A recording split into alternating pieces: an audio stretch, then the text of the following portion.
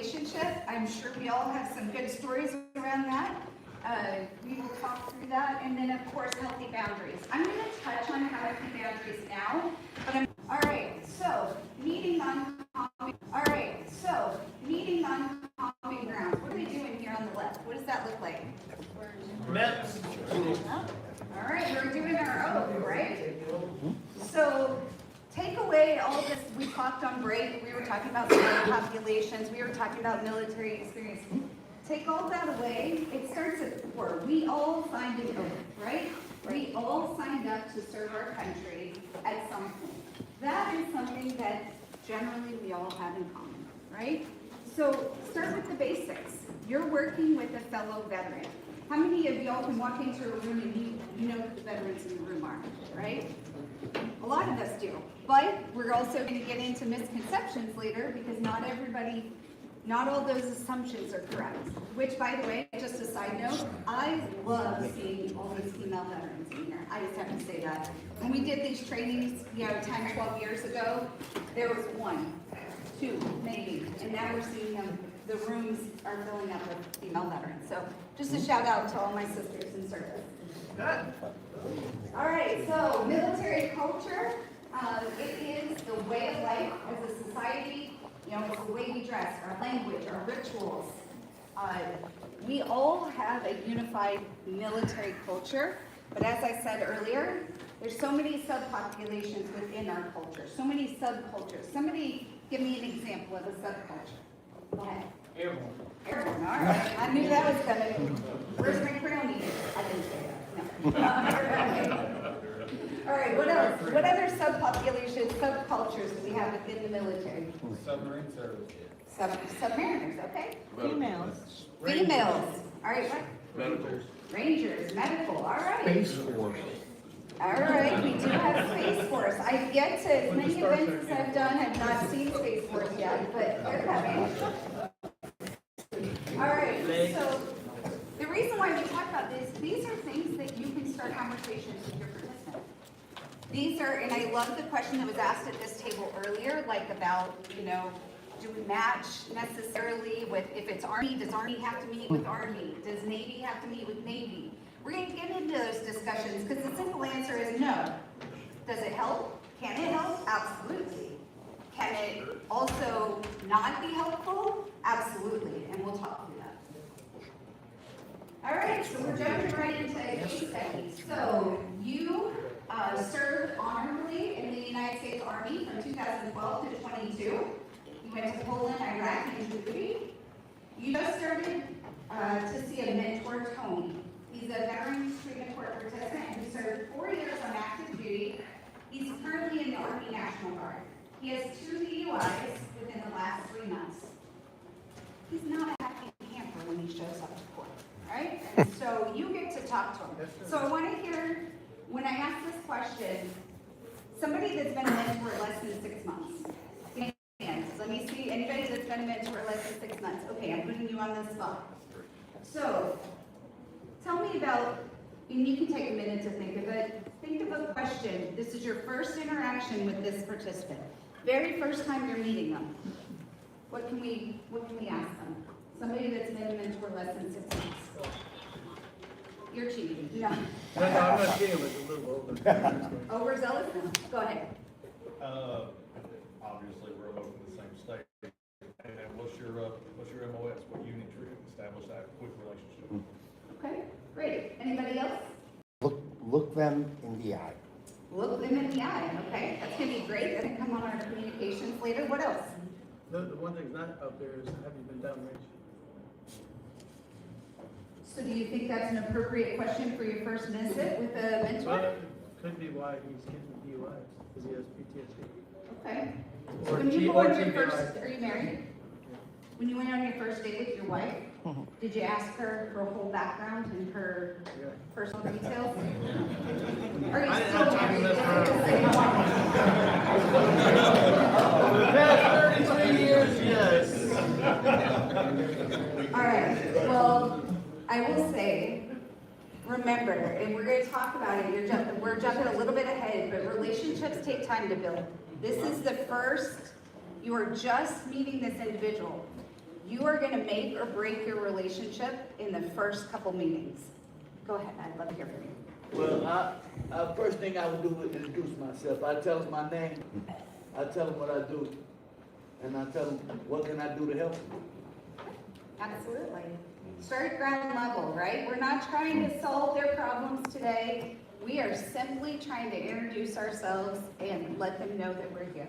It is as simple as that. Go ahead. What I've noticed most times is that vets, yes, we do love to talk about our service, but the one thing that I think that we're missing across the board is that human connection.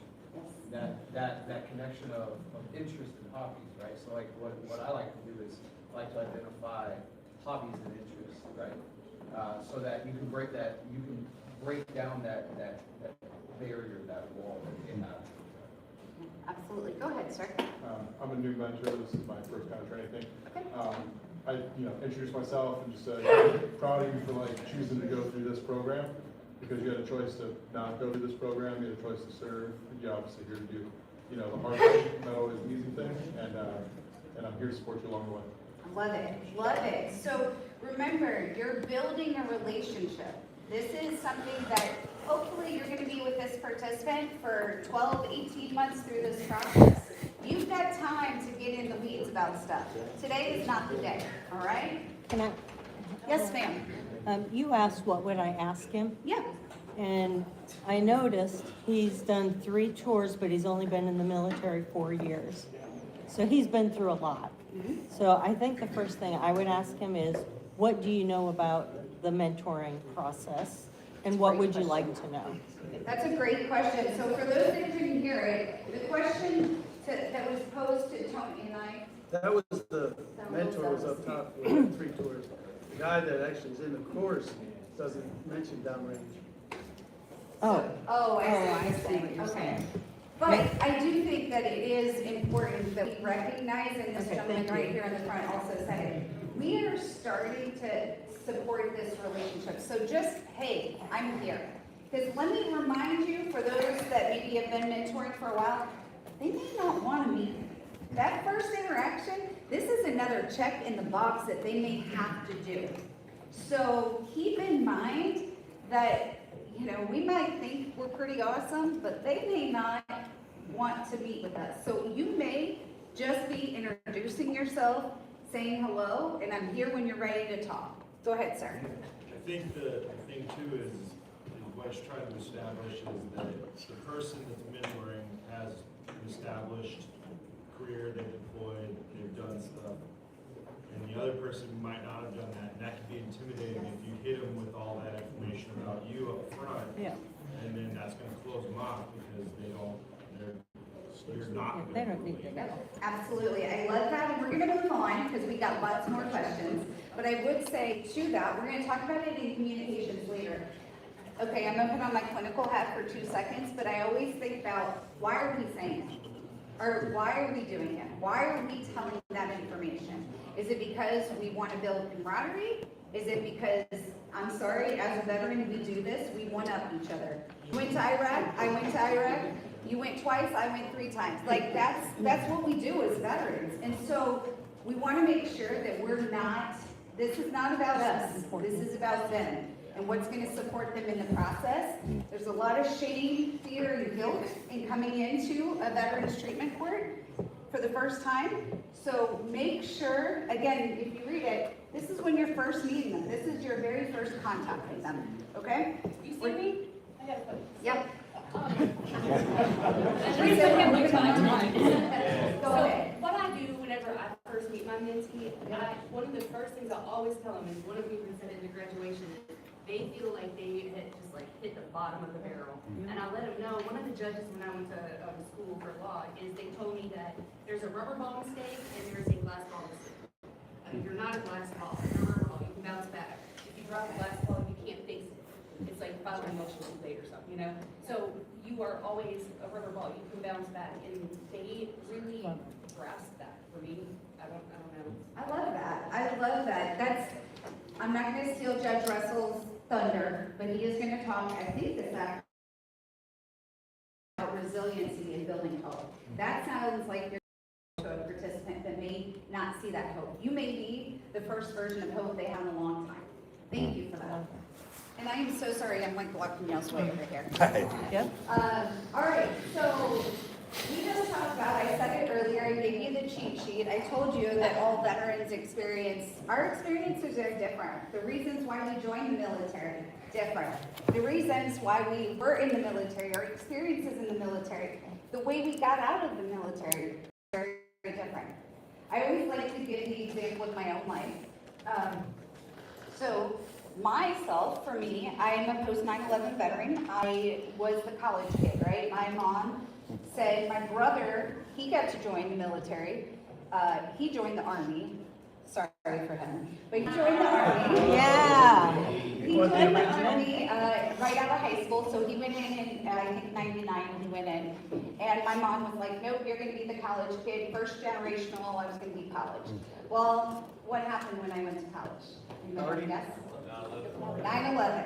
So I ended up being one of the first classes in boot camp to go in post 9/11, and I was 20 years old as a female veteran or a female service member in Iraq. I got med boarded 11 years later for injuries, and my transition, I got out, and I didn't have an education to speak of. I was far away from family. My transition was a little bit rough. Contrast that with another individual who I might be married to, who went in the late 80s. He went in during the time of peace, or peace for the most part, we'll say. That was great. Where he went in for the most part, it was, and what he was doing. He didn't join for the GI Bill or anything like that. He served, and he served almost 40 years. So, comparing and he got out. When he got out, I don't know, how many of y'all went through TAPS anybody go through TAPS in California? Okay, so where'd you go through TAPS in California? San Diego. Okay, we're in San Diego. Pendleton or 32nd Street? Naval Station 32nd. Okay, my buddy here. All right, so I went through, did you go through? Okay, so there is an old military building that we were in the basement going through TAPS, okay? That was my experience going through TAPS as I was med boarding out. My husband, who retired a year and a half ago, guess where his TAPS was? East Coast. Hawaii. 2 weeks in Hawaii, right? Nice. Our transition was just a little bit different. He got out, he already had a master's degree by the time he got out. He had already spent 40 years in the service. I'm not saying either one of them is better than the other, but our view of the military, the way we experience the military, and our transitions out of the military were very different. I tell you that story because that's what you're going to experience with your veterans. You're going to see veterans who maybe served 2 years. You're going to see other veterans. We've had them come into our court that have been over 20 years, that are retirees. You're going to see that. So just remember, each encounter that you have is going to be different, and their experience is going to be different. So we never want to give our experience as their experience. And we all work through that, by the way. Like, I correct them all the time. All right, so let's talk about respect. I said it earlier, but respect is a huge thing.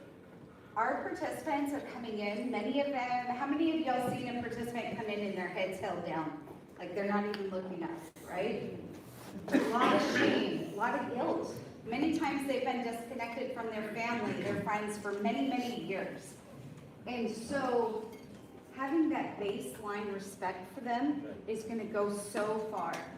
They already know their justice involved. You're not going to surprise them. They already know that they have a whole list of things that they have to do to get through. All these hurdles they have to jump through. They already know that. So if you can start with some baseline respect, it's going to go a long way. So give me an example of how you can show respect to your participant. Go ahead. Engage them, whether they're your direct mentee or not. If you're just there with them, just engage them as a human being. Absolutely, engage them. Be attentive. Be attentive, okay? Anything else?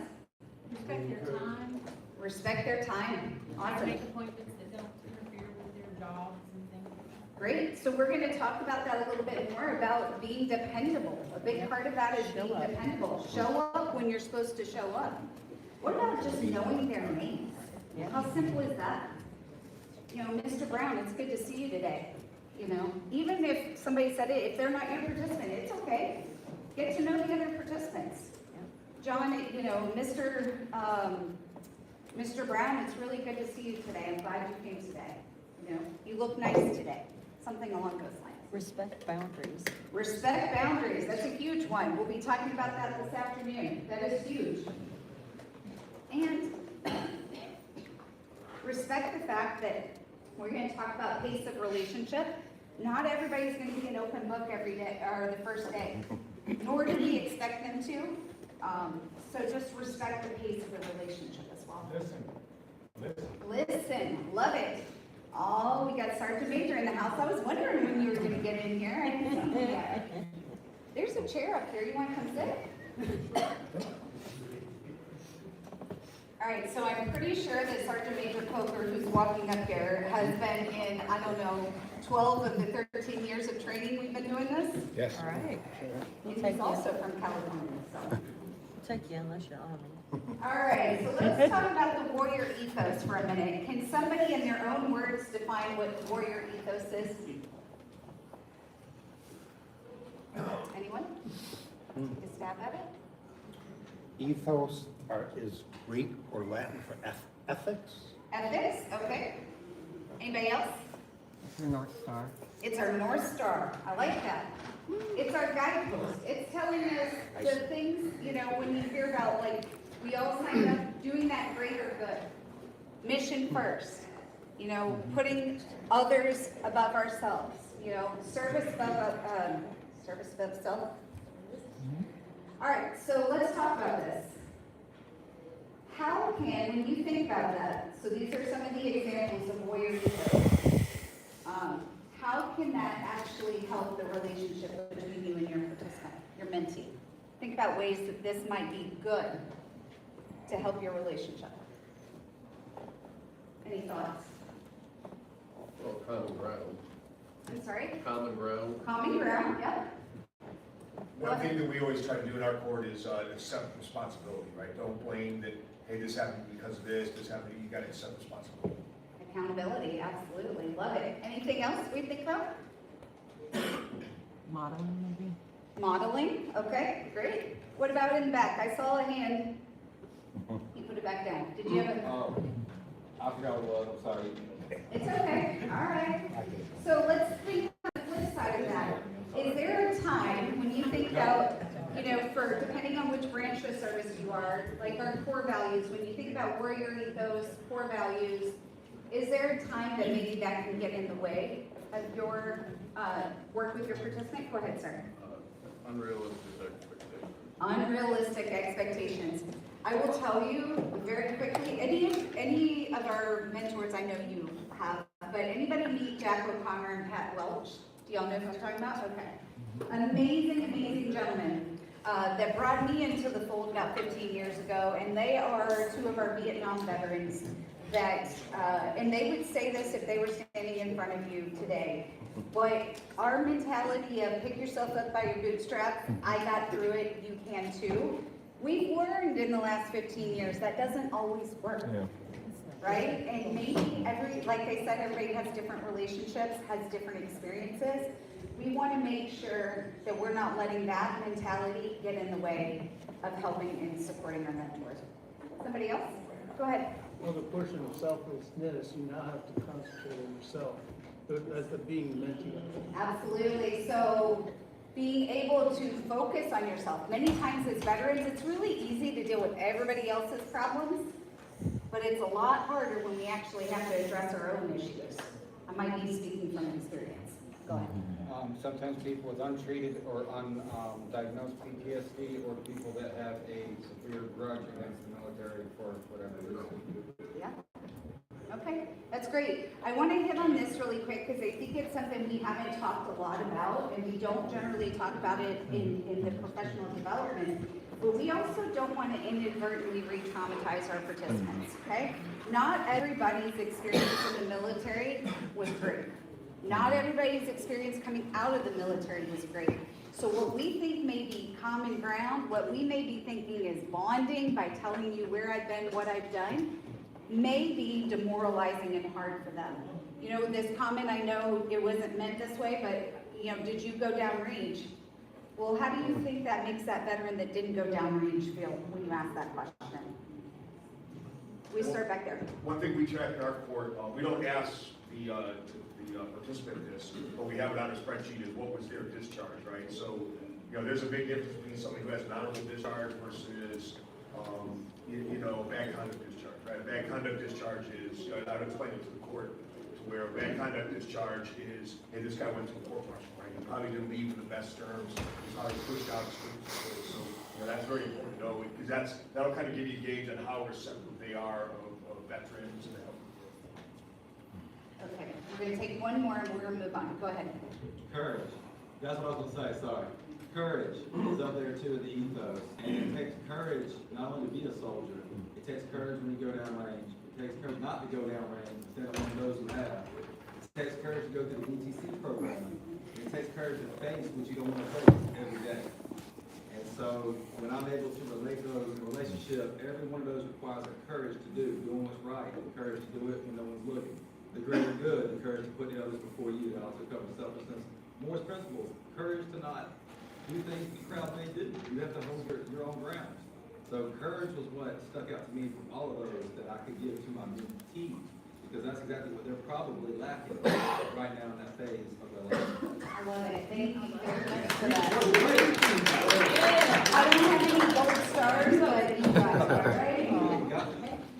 All right, so we're gonna do another case study. So during your 6 years in the Navy Reserve, do I have any Navy Reservists in here? Okay. Well, you were in the Navy Reserve now. You couldn't wait to get out. While you were serving, you thought your duties were mundane, your commanders were inept. How many of us have thought that? A couple. All right. Don't have to show your hands. Your paycheck doesn't reflect your level of responsibilities, but now you've been out for a while and you now you value your service a little bit more, you've had time to reflect on it. So now you have Suzanne, she's in your court, she's a brand new mentee. She's in the Naval Reserves, so you guys both served in the Navy Reserves. And we're not gonna write it down. Give me an example of a question you might have first time. Again, we're meeting Suzanne for our first contact. This is the first time you've seen her. I'm gonna ask somebody that's been a mentor over a year. So I asked earlier before a year, so go ahead with over a year. I wouldn't say like right away I would ask this, but maybe second or third meeting, I would probably ask what, in her perspective, changed about the service, because there's a change in the perspective of the service. That's your service. Oh, then never mind. We're the ones with the speed Yeah, view. I don't. It's okay. Anyways, no, I would ask, what, part of the state that she served in, and what roles did she have, and try and understand those papers. All right. Maybe how long has she been in, what's her job, and where does she drill at? Where your local area drilling at? There's some commonality. It's Okay, real short is and she easy. still in the reserve? Oh, she's still. Oh, she is still. Good job, you read better than I did, look at that. All right, one more, over here. Being that she's in the reserve, I'd also want to find out what she does in the civilian world. So I want to dig around that a little bit too. Okay, great. How about, does her command know about her issue? Is that our issue as a mentor? Her issue with the courts? Okay, so one of the things that Scott is gonna do later is talk a little bit more in depth about roles and responsibilities. And I will tell you, as being somebody who's got to serve in a lot of different roles in the court, the coolest one is the one you're in, if it's done right. When it's done wrong, it can go sideways really quick, okay? And we can give you 110 examples. I'm sure Sergeant Major Coker can give you a couple that have happened in California. We've had a lot of ways it can go wrong. So I say that know your role. We're gonna talk a lot more about that. But you're in a role, I like to refer to it, some people say battle buddy. Some people refer to it almost like an AA sponsor, very similar type of relationship. I would not go so far as to say a friend, and the reason why I don't say friend, I'm gonna let a friend sleep on my couch.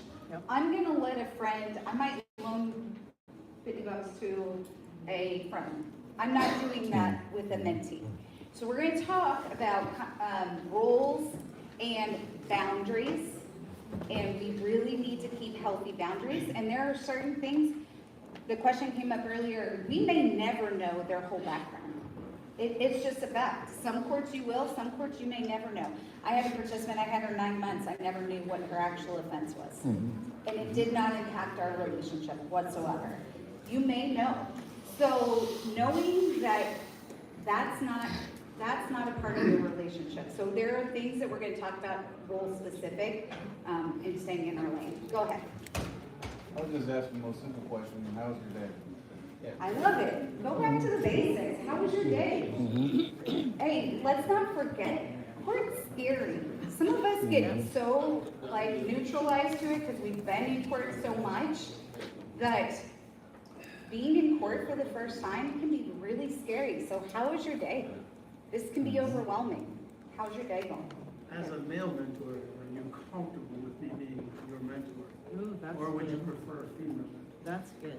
That is a great one. Are you a mentor coordinator? I'm getting ready to take over. Okay. I would recommend, and that's a whole nother thing we can talk about, but mentor coordinators should be screening for those types of things ahead of time. So go ahead. One of the things I do is, depending on when I see the person, I try not say dress like slum, but I don't dress too nicely, or because they may not be dressed that nicely. So I want to meet them on a level that they're comfortable. And if they're sitting down, rather than walk up and look down at them, if there's a chair beside them, I'll sit down beside them so I can meet them at their level. Meet them at their level, make eye contact, good thing. One thing I would say to the attire, so it's a fine balance, right? We don't want to get confused that we're a client walking in, but at the same point, you know, we want to be able to be relatable, right? But you're also a role model. You are also, they should be able to look to you and say, hey, I can do this too. Okay? One more, we'll go right there. You, with the, yep, you got it. She's coming up, I can't see her. In actuality, as you mentioned about court and things of that nature, I think as a mentor, you probably should have a conversation. You know, your first court appearance, whatever the case may be, have a conversation. Are you prepared? You ready? What do you need from me? You see them get that, just kind of open up the dialogue, and maybe they should ask, how should I dress? Preparation. Kind of look at them, you know, just kind of open the door, and then walk through the protocol. What to anticipate? You know, fear is what is the unknown. Okay, so just kind of get on that level right there, and sometimes I think it's our job to prepare them for what they get ready to walk into. Yeah, I think that's such a great point. Some of us don't have the fortunate opportunity that we meet them before that very first court appearance. That may be the first time that we meet them. Hopefully not. If you're a mentor coordinator in the room, we hope that those pairings are done ahead of time. Doesn't always happen. Life happens, right? So I am going to move on to this next slide because we have a lot of slides and a lot of questions. But we will have time at the end for more questions as well. Okay? All right. So be empathetic to the transition process. So we transition now very differently than even 30 years ago. Somebody coming home. Transition looks different for each and every person, right? And I know transition even looks very different now than it did when I out-processed 15 years ago, right? And it looks different. So we want to be empathetic to that and understand that transition is very different. Removal of identity. How many of y'all had a job that you felt was pretty important in the military, right? If you didn't do your job, serious consequences could happen, right? And I hear so many times I work with veterans that come home and they're like, and now I can't get a job. I can't get a basic job. I can't do these certain things. Now, we have other opportunities, GI Bills and things like that, but think back, for some of us, it's a few years ago. Think back that initial feeling when you're getting out and what that transition felt like and how scary it was. Like, you had a sense of purpose every day, whether you liked it or not, you had a sense of purpose and you had a job that you were doing. And many veterans may have lost that sense of purpose as they transition out. Anybody experience that with mentors that they're currently seeing or that they've seen recently? Have you got an example of that? Yeah, I do. Okay. When I got out, I struggled with that big time. And it was very depressing. And y'all might have known George Doxey. George Doxey was 70. And we became friends. And then he said something that gave me hope. He said, you would be good as a mentor. Nice. So I met a guy, he's awesome, his name's Patrick, and I was like, hey, you'd be good as a mentor. You know what I'm saying? So he modeled for me. But also, the thing that I really struggled with was that identity that you put. And I want to tie it to what we're dealing with. I was, for a drinking-related incident, I was placed into a place that you can't get out of, if you know what I'm saying. And that is demoralizing. If you've never been there, don't try to get there. You can learn vicariously. But it was horrific. And it took years to escape that feeling that that's who I was, because I had to go through the process and with the judge and all that kind of thing. And so, I mean, and I have to remind myself when I meet somebody that they might have that identity, not only because they're no longer military, but because the way that every week they come in, they got the reminder, oh, this is what I did. Oh, this is what I did. Oh, this is what I did. And it's so demoralizing. And you see it in their eyes. Eye contact isn't just about rapport. It's about receiving what they're saying through their eyes, right? And so if we listen, whoever's been saying listening, for what they're saying with their eyes, then I realized, like, I got to be able to relate, but give them hope. Yes. Because in that moment, we forget who we are. So the question is, who are you? And I'm not going to ask that on the first venture. Yep. I'm going to wait till about 4 months, 5 months in until we got a lot to relate on before we go deep. Like, who do you see yourself now? And to be like, man, I got some fears. I don't know if I can get out of that, you know? So that takes a lot of time and rapport. But identity is critical, and forgiveness. How do I myself for that, right? So these are deep concepts for a lot and anybody, older folks. But it's really what they're struggling with in the heart, you know? I appreciate that. Thank you, and thank you for sharing your experience with that as well. He brings up a really good point that I want.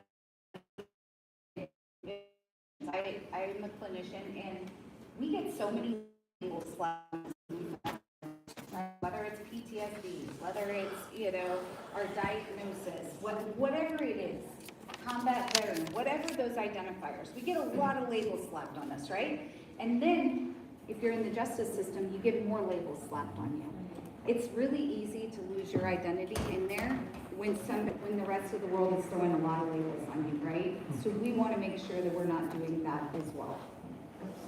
Thank you guys for that. That was great. All right.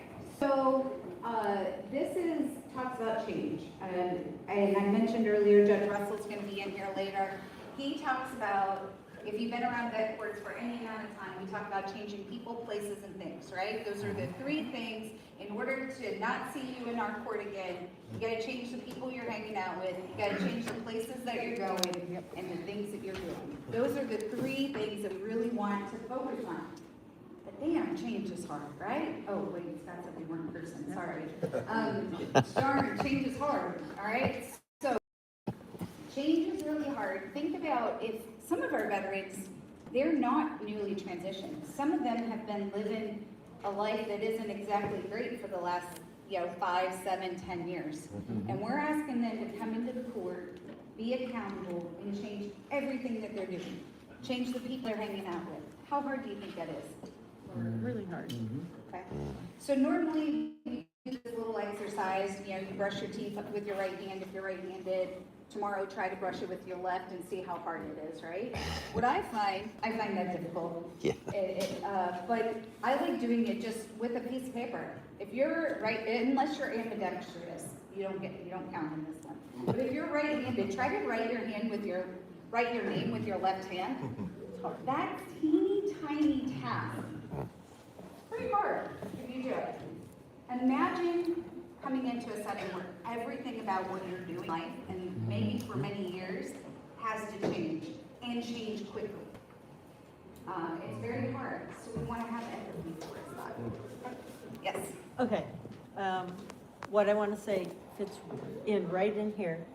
When we transition into the military, the enculturation process is different than any other change you do in your life. They completely try to break you down to build you up into a different person. Every other change, every other transition that you do in your life will never be the same. And that enculturation makes every other change different, but it makes the military part of your life forever. And so every change that you have will never take that away from you. And that's why all the rest of the changes are so hard. I love that. That's a great way to explain that. Thank you. Thank you for that. All right, so I just realized that I need to talk faster. So I will not go through all of these stats for you. This is actually a little bit dated, I would say. I know that there's a little bit more research coming out. But as you look through that, I think, and I won't ask for a raise of hands, but as you skim that over, each and every one of us that are veterans can identify with at least one of those feelings on there, right? So each one of us have at some point felt something like that. I can't tell you how many times I hear, well, they just don't understand. Civilians just don't understand, right? Well, at some point, we have to make them understand, right? Or move on. So, great information. Again, these slides will all be available to you. So, somebody said it earlier. I was really excited to hear it first thing. So, dependable, all right? How important is it to be dependable? Okay? All right, so tell me a way that you show up and you're dependable.